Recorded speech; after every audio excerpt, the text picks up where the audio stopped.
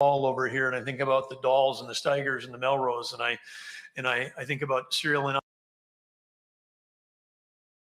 I see Gary Thoroldson in the front row, and what he's continued to do across so many industries, and what he's doing in biofuels now, really incredible. And then many more in this room, and you're just saying, wow. I mean, Tommy Kenville and what he's doing with UAS up there is part of that whole legacy as well, because the Grand Farm concept is not only building on the shoulders of more than a century of ag innovation, it also is following in the footsteps of Grand Sky and Grand Forks, which has now led to over 40 startup companies around the whole UAS, and reviewed by the whole nation as the place to go if you want to do advanced work on unmanned aerial systems. But it also takes, people that are willing to build, communities. And right here, we got an entrepreneur in Greg Tavine in Emerging Prairie and the Prairie Den. And I understand this is the Mayor Mahoney. Thank you if you helped get the certificate occupancy through this morning. So apparently it just came in hours ago. So waiting for the inspectors to throw us all out again. But maybe Greg's got to talk to his landlord. But anyway, we have this is a fantastic to have an organization like Emerging Prairie here that brings together the collaboration across so many different groups. But there's a lot of people we're going to thank today, and because this is and you're going to hear from some of them, but this is a legislative grant that we're announcing. But we're so fortunate. Many states, when they came through COVID and there was federal dollars, those federal dollars had to be used to prop up the states. But in North Dakota, because we kept our businesses open, our schools going, and our economy going, we actually ended up coming through COVID with record revenues in spite of all the challenges that we faced. So when the federal dollars came, we fought for all the flexibility we could with the feds and how to use that, and we're able to apply that in so many interesting ways. And I think the legislature during the 5-day special session, it's probably too recent for people to look back, but that the 5 days that the legislature convened and allocated nearly $1 billion of investment, probably the most impactful 5 days in the history of the state that any legislature's ever met. And one of the great ideas that came out of that at the luncheon today, we heard some of the hard-fought tales that happened in the halls of the Capitol, to move this grant forward. But there are a number of people here that are responsible for that from the legislature. Senator Ray Holmberg is here, Senator Ron Sorbegs, from right here in Fargo, Michael Howe, from Castleton, Mike Brandenburg. These are all folks that were leading the charge, but they were supported, as we say. We got Minority Leader Josh Boucher is here, Senator Kyle Davidson from Fargo, Michelle Strinded, Representative Ruth Buffalo, Representative Shannon Roars-Jones, Representative Zach Ista, and Representative Corey Mock from Grand Forks. I think Corey's here accompanied by a very brand new baby daughter, Josie. So if Corey's bouncing a baby in the back, that's what he's up to. But anyway, we had great support. Treasurer Thomas Beadle was I think is here today. But of course the mayors, Mayor Mahoney, thank you for being here. Mayor Dardis, I know, was here as well earlier today, and of course our own commerce team. I see Josh Teigen, Shaden Atkinson back there, who've helped move this thing forward. They're part of leading our investment innovation teams. But the announcement today is many months in the making. I think we're coming up on almost 5 months ago when Lieutenant Governor Brent Sanford and I announced the what we call the Accelerate ND plan, when we recognized that we had an opportunity to take the federal dollars and transform those into grant programs that could help accelerate opportunity and transformation in our state and help us move forward when perhaps other states were going backwards. But these investments, which were approved by the legislature, they're going to support growth, diversify the economy, create long-term savings,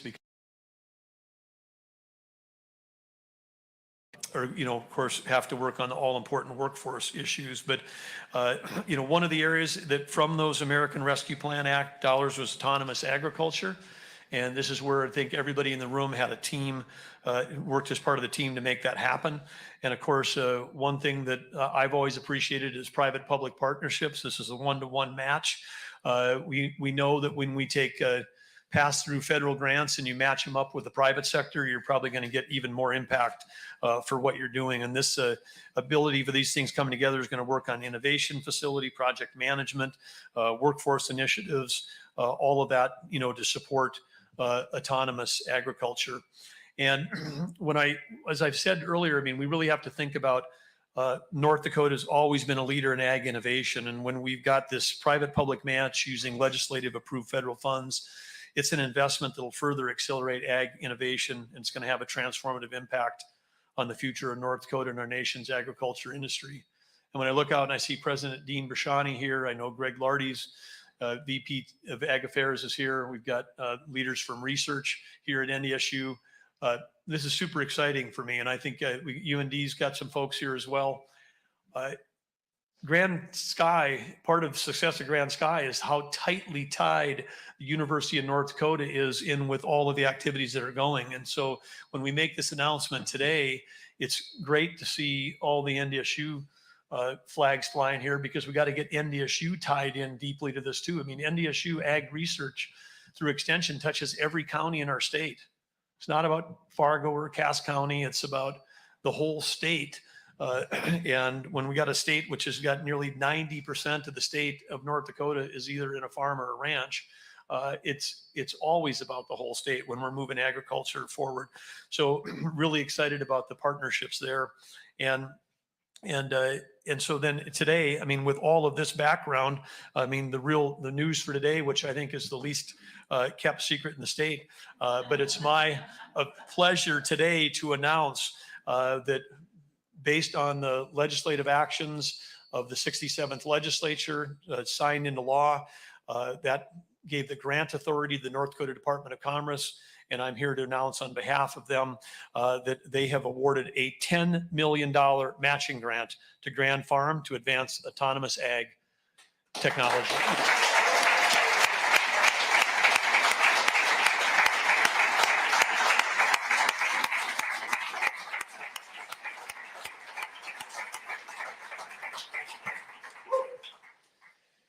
So innovation and technology go together. It's fun to be looking here at the front row and seeing Jake and the guys from Bushel that are here. I know there's other things that you guys have got cooking, Gary, other exciting innovations that are happening, hydrogen engines, lots of other stuff that's coming along. There's so many opportunities where this can go. And it was great having a conversation with Joel Paulson here as well.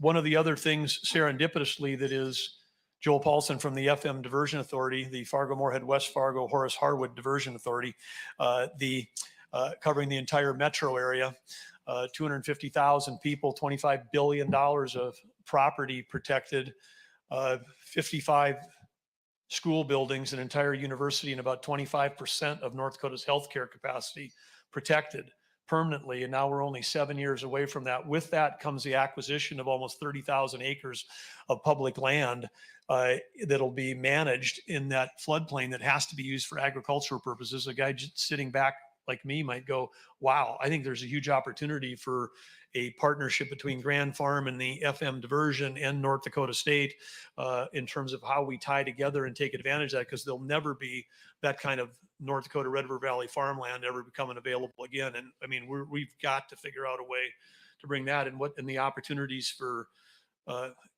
not just for ag research, but for game and fish and recreation and healthcare and DOT and trails that connect our two states. And with all the federal infrastructure money grants that are out there, everybody needs to stop looking at Bismarck for money and all get together and go, how can we have the most in competitive grant applications in the country to take advantage of some of these federal dollars to further enhance everything that we're talking about here? There's just an unbelievable opportunity for us to be able to do that. But when we think about, organizations that have vision, it was less than 3 years ago that I was joined on stage with the president of Microsoft, Brad Smith, who was here in Fargo to announce Microsoft's partnership and investment in Grand Farm. And I know Taya Spellhog is here, and Microsoft continues to partner deeply with this. So we want to thank they and other partners that are doing that and serving on the board. And then in 2020, just 2 years ago, we had Secretary of Agriculture Sonny Perdue actually at the ribbon cutting for the current test site to launch Grand Farm. And then, and of course, the North Dakota Department of Transportation did its first demonstration of the state's autonomous vehicles there. And things have just continued to roll, continue to go forward, with the Cultivate Conference, which Emerging Prairie hosts, hundreds of leading technologists around and innovators and entrepreneurs around the country at the intersection of ag and technology. And as I said earlier, the other thing that's happening in our state with our ability to store all the nation's carbon for the next 50 years. Yes, all the nation's carbon, CO2 for 50 years, 252 billion tons of CO2 we can store in the jackpot of geology called the Bakken, not to mention the carbon storage capability of all of our soils that we have here. We have this, part of the reason why we have a over $30 billion backlog of not backlog, but identified potential investments in the state of North Dakota is because the ESG investing, the environmental social governance investing, is driving people to where they can add value to energy and agriculture and solve issues related to CO2. We can do that. We are so perfectly positioned compared to virtually every other place on the planet to be able to do that. That's why in a mere 8 months, we've got a stack of companies lining up that are, dropping, 1.9 billion for a server farm in Williston, and, 350 for a soybean plant here and 750 for a corn milling plant there. They're all coming because they know that we can solve all of their issues, not just because we have the inputs, but we can help take care of some of their outputs. So this is another aspect for when we think about the future of agriculture that's just a big opportunity. And having NDSU Ag Research as part of this, and one of the things that we have to, continue to think about, even when we're thinking about autonomous, I think we think autonomous, we think big tractors and big North Dakota fields. We have an opportunity to do CO2 enhanced crops here in greenhouses heated by excess heat coming off of all the industrial processes that are being built. And this is, starting to happen. Agreements are being built. MHA, Mananadatsa Rikra Nation is building a 7 football field sized greenhouse operation that's going to be, pumping CO2 in it. NDSU could play a big role in driving that and seeing how much faster crops can grow in CO2 enhanced environment. So anyway, everything's coming together. But the people who are in this room, today's a day to celebrate. But I'm covering all this because it's also a challenge. We can do more. We can do better with whether it's the diversion opportunity, whether it's the CO2 opportunity, whether it's the ag research opportunity, all of these things. Where we are today, we're at this. Today is not the finish line; it's the starting line, and this is we're throwing some great fuel on the fire right here to help move this thing forward. But if you want to look ahead to see, what can happen, 15 years ago there was a group of people sitting around like this in Grand Forks going, what's an unmanned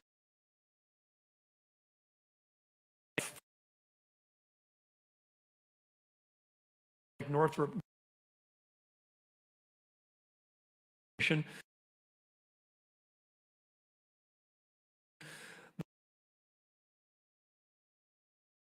North Dakota private sector on up there, and I was just up there,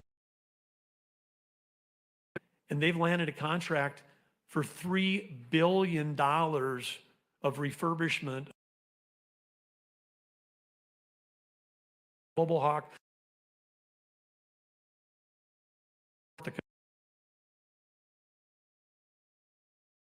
They're going to come here and they're going to work on missions where they look up instead of looking down. If there hadn't been innovators taking a risk and creating a thing called Grand Sky, if that had not happened during that time, and again, all the leaders that were there at that time, Governor Hoven and others, but as I said to the luncheon today with the legislators, today is a great day and a day to celebrate. None of us know how big this can be 10 or 15 years from now. None of us know where Grand Farm is going to take us. We just know that it is going to be something that puts us in the lead and has us a chance. And I'm going to steal a quote from Representative Mike Brandenburg that he attributed to Keith Kempenick, Representative out west. But he said, in North Dakota,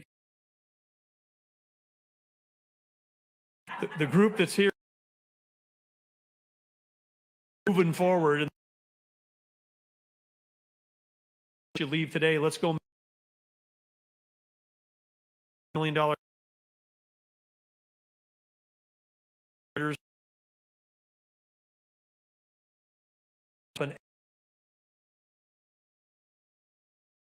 Congratulations, everybody.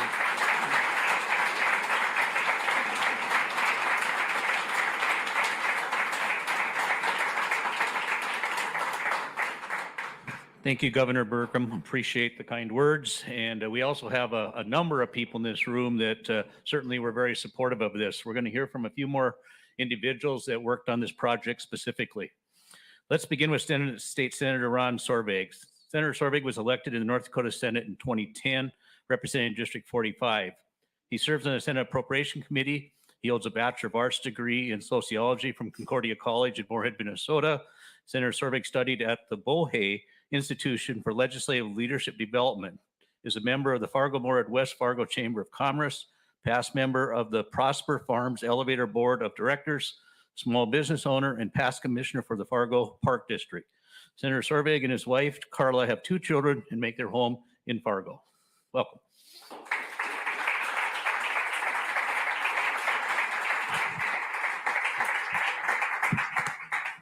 Thank you.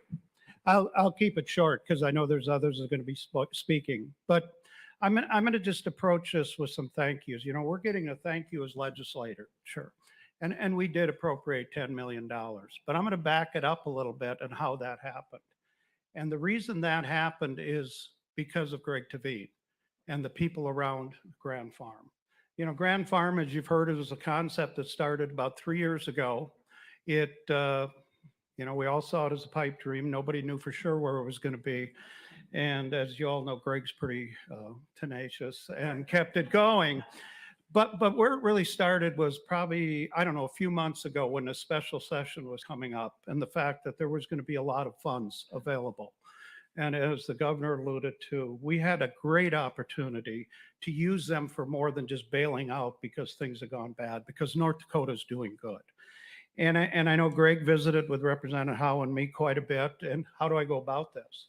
Because a lot of what we did in that special session were from projects we'd already heard about as legislatures, last session or through time. Most people, except for a very few group of legislators, had really heard about this. And Greg reached out, what do we do? And I think we pretty both told him, get out and talk to people. And he did. He went out and explained this project. I'd get a text about every day. I was meeting with this person and this one, and this is what we talked about. And so we're getting credit for appropriating that money. We did our work that legislators do amongst each other, but to lay the good groundwork and the background that he did was really key to how this worked out. And then to be able to, I know I took part in one meeting here in town a while before the special session. And it wasn't just Greg and a couple of the real idea peoples, but there was people from the ag industries, leaders from the ag industry that were there. And when you see that background, you realize that this is going to go somewhere and this is going to be something. So that made our job easier. And I just want to touch on one thing, why I personally think it's such a great idea. I like innovation. I always tell the story. I quit farming in '99, but I do go run tractor, plant, run combine for my brother and nephew.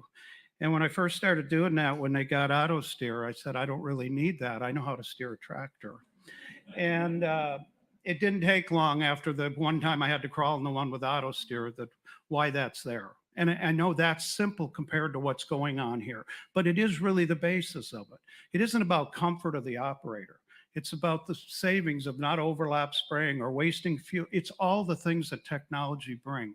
And when you look where this can go, and not only the labor shortage, but our farmers run a lot of dollars through their operations nowadays. It's big business. But we all know that run businesses, at the end of the day, the only thing that counts is the bottom line. What's left at the end of the day, irrelevant to how many dollars you go through. And technology is the way that we can make farming more profitable. And to back off into one more thing, and I did mention at the lunch, but I always do, because to me, it was something that really drove this home.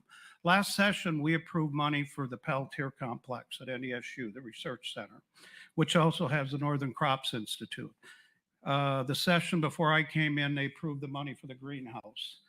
There's a lot of us hoping in the next few years, if not this session, a couple more Waldron Hall will be replaced, which is one of our main with plant research.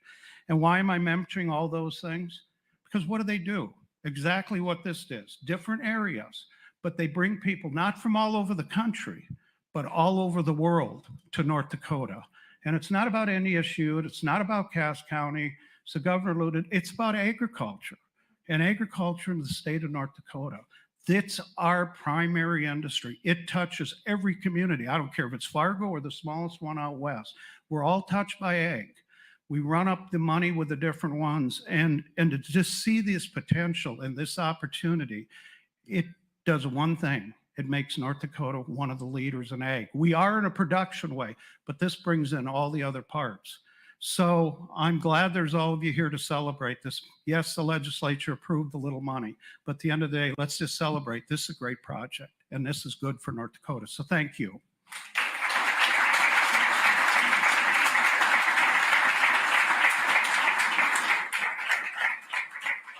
Thank you, Senator Ron Sorbegs. Appreciate it.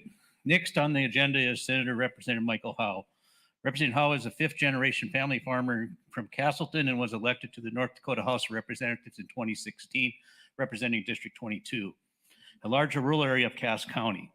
Working alongside his father, Jim, as a managing partner of Howe Seed Farms, Michael has navigated the challenges of ups and downs in the agriculture economy by bringing a conservative approach to his business.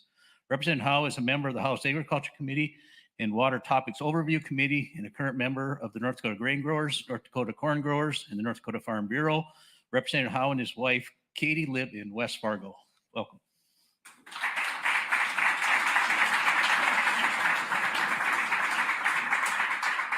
Well, this is pretty cool, especially Greg, to have the first event to be a Grand Farm announcement like this. Thanks everybody for being here. It's a day of innovation, but it's a day of collaboration too. I was touched on a little bit earlier. All these collaborators, we've got North Dakota State University of Higher Education, Microsoft, the private sector. We've got the North Dakota House of Representatives, the North Dakota Senate, Republicans, Democrats. All these people that jump on board with the Grand Farm. Senator Sorbegs touched on it. This was the first crack at it. And through Greg's hard work and the efforts of my colleagues, we were able to push this through within our 5-day special legislative session. And this isn't just a Cass County project. It's not a Fargo project. This is North Dakota. It was heavily influenced by Ron in Fargo, Senator Holmberg in Grand Forks, Joan Heckman, the Senate Minority Leader in New Rockford, Keith Kempenick in Bowman, North Dakota. This was an idea that wasn't just pushed by Cass County legislators. And this is what I think was the coolest part about this. It was legislators, once they found out what the benefits of Grand Farm is, what it can do for the future, it was really cool to see everybody come together and rally behind this idea.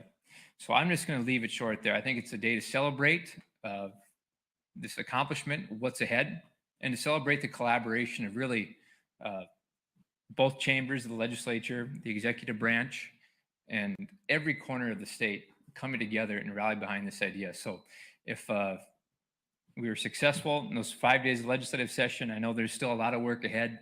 I think the one-to-one match, we can extend our federal monies and match it. It's going to be a really cool thing for North Dakota agriculture and really the United States. We're going to have a prime location with the best soil types in the world, and all that's going to happen right here in North Dakota. So thanks everybody for being a part of it.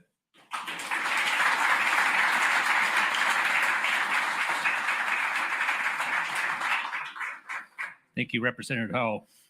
Next on the agenda, I didn't get a formal introduction for this gentleman, but he is a farmer in Cass County. He is married, has a couple of children. I'll guarantee he grows corn and soybeans because that's almost automatic. And somebody said he was slightly taller than me, which is probably true. And I'm pretty sure he's better looking than me, and he's really big, so I'm not going to say anything bad about this guy. So welcome and come up and talk. He's very much into technology and very supportive of the Grand Farm. So thank you, Ron Holiday.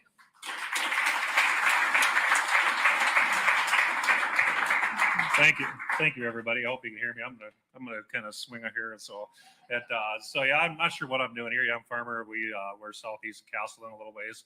We grow corn, soybeans, and Greg called me and he said, "Ron, you're not very political, are you?" I said, "No, I'm not very political at all." And he said, "Well, we got this thing going on with Grand Farms. You come get everybody excited about farmers, you know, how they like technology. You know," he said, "there'll be a lot of people here. The governor will be here." And I was like, "Yes, the governor's going to be here. I finally get to meet Kristi Noem." Woo! Yeah. It's like, yeah. Wrong state, buddy. Okay, so that's no, Mr. Burgum, appreciate everything you've done for us. You're doing a great job. And but when it comes to technology, I mean, we are all in at technology. We had an autonomous tractor out. It was great.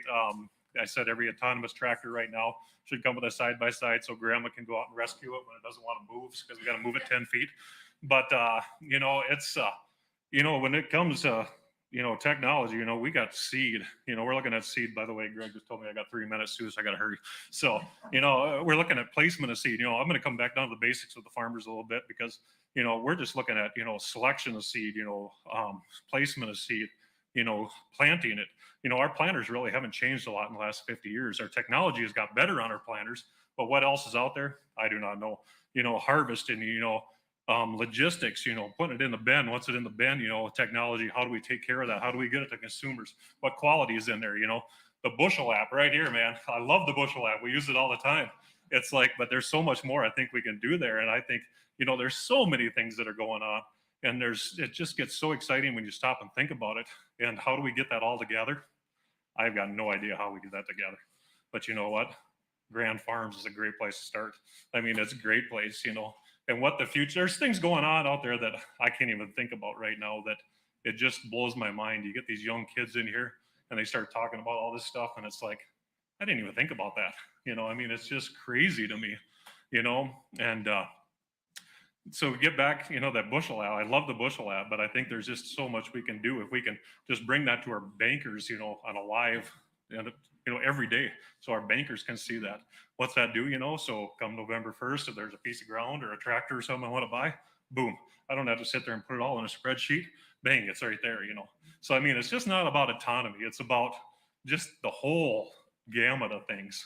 And I'm excited to see what happens, what Grand Farms brings us in the next 30 years. I'm just excited about it, you know, because I only got about 30 years. After that, I can just dream about what's going to happen, you know. So thank you guys very much for all your hard work. I really, really appreciate it. And it's been great. And there's a lot of people in here that it's a little overwhelming for me. I'm not a public speaker, so it is what it is. But thank you guys very, very much. And technology is going to be great for us. And thank you.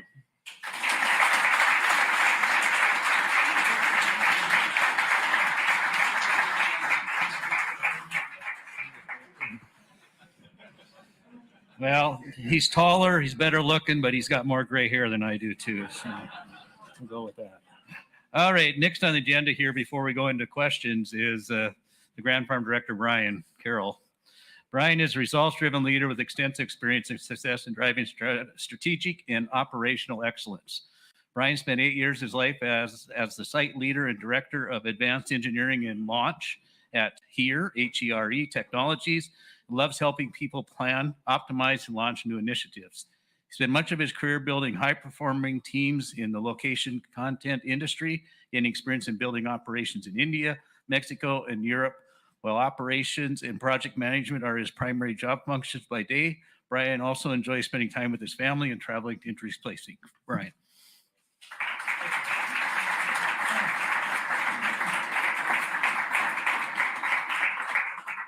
So the Grand Farm is designed to energize ag tech. And today we're energized by this award. And I have to first off thank the governor and his administration for this, along with the legislature as well. Without that, this would not have been possible. What we're going to do with this award is build off of what we've done up to this point. We're going to replace those tents, the porta potties, and bring a permanent structure out to the farm and bring thousands, millions of people into this community. In order to get to that point, it's all about community partnerships and collaboration. And there's a couple people that really made this day possible. We'll go back to the start. Barry Batchelor challenged our community back in 2018, and he said every great community should declare its major to the world. What will our major be? Well, it's pretty obvious. It's got to be ag technology. The second group that really helped us was the people that really believed in the mission, and that's Kevin and Stacy Bifford. Upon hearing about our major, they donated the first farm, 45 acres in South Fargo in Horace. That's what launched this capability and brought the idea to a new reality. With that, we needed to have our first project. And so we talked to Dr. Lardy, Dr. Casey, Dr. Shu, and they said, let's put some research out there. That first project that we did out at the Grand Farm has now led to over 320 projects, and we're bringing thousands of people together around that activity.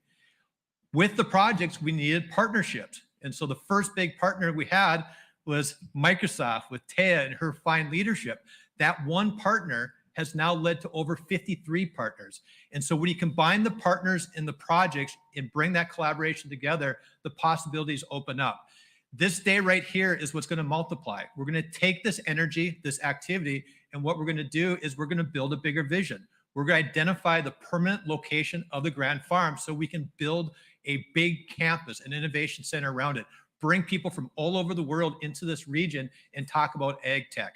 The other thing that we're going to focus on is bringing in world-class organizations. We will be an R&D and tech hub for agriculture. There's so many companies that are out there that don't even realize that they're in ag tech. We can identify opportunities to take technology, point it into agriculture, and solve real problems. And the last thing that we're going to do is we're going to bring partnerships together and unlock the potential of that investment that's been made possible through the state of North Dakota and multiply that investment and build something really special. So today is a big day. And on behalf of the Grand Farm, thank you for making that possible.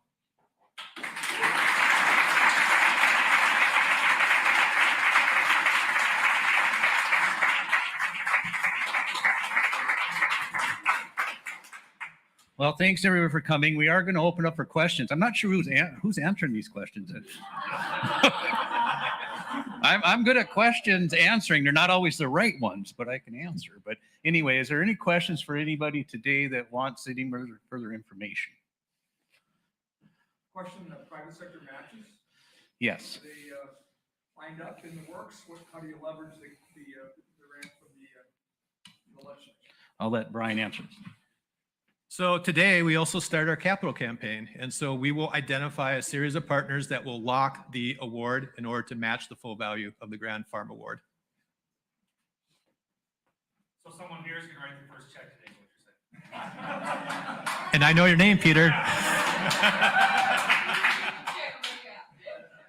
Yeah, Scott Hennon first. As far as the new facility you were speaking about, when you guys aiming to build it, what will you be looking at? Well, we are going to be aggressive. We want to start breaking ground this fall. We have to identify a campus location. That's going to happen really soon. Once that happens, we'll raise the capital, and we want to break ground in the fall and be ready for operations out at the Grand Farm by next year. We want to replace that tent with something more permanent. How much will it cost, you guys think? Will it be of any difference to taxpayers at all? Well, right now we are in the evaluation phase. So we've identified a series of requirements from our stakeholders in terms of what they like to see from an innovation center. And we'll start working with the contractor, start working with some engineering designs, and that cost structure will become much more clear once that work is complete and based off what we can raise as well. Brian, follow-up question. The governor mentioned the collaboration with NDSU. Talk a little bit about shape that. Well, it's key and central. I mean, to be number one in ag tech, NDSU is the number one partner for that. And so the first step that we've done is around projects. We've identified different projects. And what we want to be able to do from a Grand Farm partnership is bring industry into NDSU, the ability to make those connections. This is what literally happened at the Grand Farm. When we did our first project with NDSU, we started bringing our startups out there and other industry leaders. And then we saw the collaboration start to occur. And this is a way in which research can get in the hands of people that can commercialize it, be able to apply it in different ways around it. And that's how we evaluate our success, is the activities that we're able to generate, and NDSU is that first catalyst. Can I ask the governor something? With regard to the cross potential between this location and project?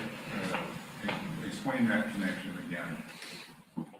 Happy to, and of course, if you have follow up, Joel Paulson is still here, but the diversion, of course, is meant to protect the largest metro area in the region from catastrophic flooding, which means that the actual holding of water upstream may occur only once every 20 years. But when it does, but if it could be flooded, so you can't build structures in some of that area. So it's going to have to remain agricultural land in some form, or wildlife zones or natural habitat. I mean, there's going to be all these uses for it, but one of those uses could be for ag research.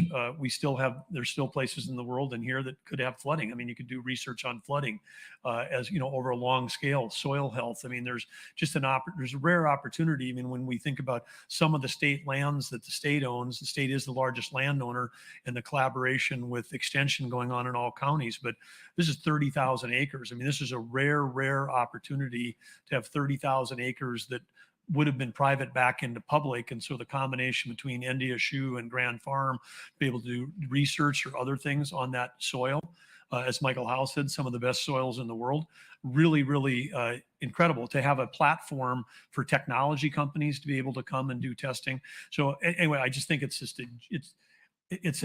an opportunity that isn't fully fleshed out, but it is a fact that the Diversion Authority is going to be acquiring that land. It's a fact that it can't be built on, and it's a fact that it's got these great soils. So I'm just putting it out here as a challenge to everybody. I think there's just a big opportunity to really take whatever Grand Farm was thinking about, and it could be really larger. And I'm having trouble answering because Jake's had his arm up for like 2 minutes. So. Do you want to answer the question?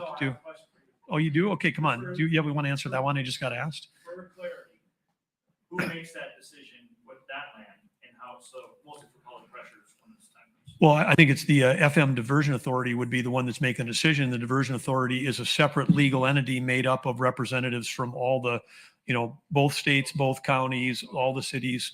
That's the group. They've hired Joel to be their executive director, but that board would be the one that would be making those decisions. And while we're throwing out thank yous, I mean, the legislature also this last year historically passed a bonding bill at a time when we can lock in low interest rates before this inflation that's hitting, and getting all of that funding in place for the diversion, which is going to save not just tens of millions, it may, in the end of the day, save hundreds of millions of dollars of getting that thing built sooner. And that's separate from like saying, you know, before you couldn't have catastrophic insurance on your entire metro area for 13 years. Now you can have it in 7 years. I mean, we eliminate 7 years of risk. There's a value, huge value to that. 4 years away? 26. We'll be done in 26. Be done in 26. So 4 years from now, looks like this year, you know, we're in a drought. Looks like we're not going to have a flood this year, but maybe we only got 3 more years to keep our fingers crossed before we protect the community. And remember, I mean, Grand Forks, I mean, it's not like that we're talking about some rare thing. Grand Forks this year, 25 years after the 97 flood, had K-12 enrollment back up to where it was in 1997. Took them 25 years to get back to where they were before. That's when that community went, you know, lost to, you know, a generation basically because of catastrophic risk. Okay. Did I answer that question correctly, Joel? Okay. All right. Okay. How do you expect it to impact the local economy and our job market? Do you think there will be more jobs created from this? How will it impact the economy? Yeah, we see probably 3 main factors when we think about the impact. One is it's going to bring new people into this region. There's going to create new opportunities, but there's going to be a whole bunch of different startup activities. And if you think about it, that's going to fill jobs. It's going to bring a higher tech approach into the different region, and we'll start to generate more and more opportunities for people that are already here as well. So people coming in, new jobs being generated, more research. But North Dakota, this region will be looked at as a region in which you need to be placed in order to be part of ag tech, especially as the digital revolution takes place within this industry like everything else.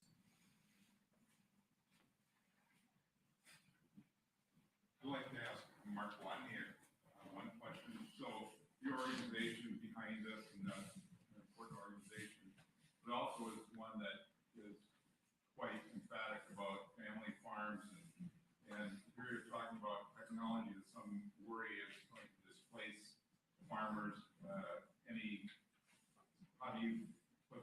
ideas Sure. together. It's a really good point, but actually, I think the technology will help with it. There will be tools that are going to enable farmers and ranchers to become more efficient. I think the Grand Farm will be a test spot for us. Farmers will be able to go and see what fits their operation the best and hopefully incorporate it in. For those of us that have been adopting technology, there's stuff we get that doesn't really do anything, doesn't really help much. I change my iPhone every 2 years and it doesn't do any more than it did before, maybe take better pictures. But what I'm telling you is we need somebody to investigate into the technology. So when we're investing in this new stuff, we actually get a return. And the stuff I've seen in foreign countries when I've traveled is it's really quite a bit smaller equipment, and it runs a longer period of time. And the challenge really for family farms is help nowadays, because everything you do on a family farm takes a high level of skills and technology with it. And if you don't have the ability to hire somebody, you're going to need a different way of solving that issue for your farm. So I think it fits right in. Can you elaborate some on the technology that you got speaking about? So, well, that's a good question, actually, because in most times you think about the tractor out there driving itself as the obvious, but that's really probably the least obvious thing that we'll be adopting. I think if you think about it, there's so much that I can't describe it all. It could be in seed development, it could be in a measurement of moisture, it could be in determining how much level of fertilizer you may need. All that stuff is part of this. But the best thing I seen out there this year when I was there, there was a little box out in the fields that was buried with the seed. And it was measuring throughout the whole season. And it was able to handle being cultivated and ran back into the machinery and collected and gathered at the year end with all that data. I think that's huge. So there's going to be a whole lot of research based on gathering information. And that information will tell us things that we can do as farmers to be able to better prepare our fields. Or maybe we're putting on something we don't need to use. Or maybe we're over applying. All that's going to play really heavily, whether it's the environment or whether it's increased production. It's all going to play a good part. All right. I think we've had a great day. Thanks, everybody.